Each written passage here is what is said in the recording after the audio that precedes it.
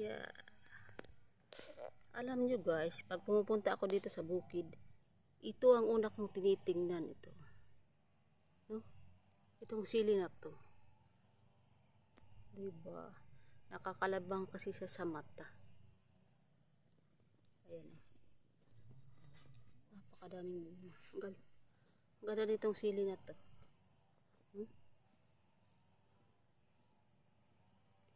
Pag nilagay mo siya sa ulam, hindi siya maanghang. Pero pag kinagat mo siya, saka pa lamang siya maanghang.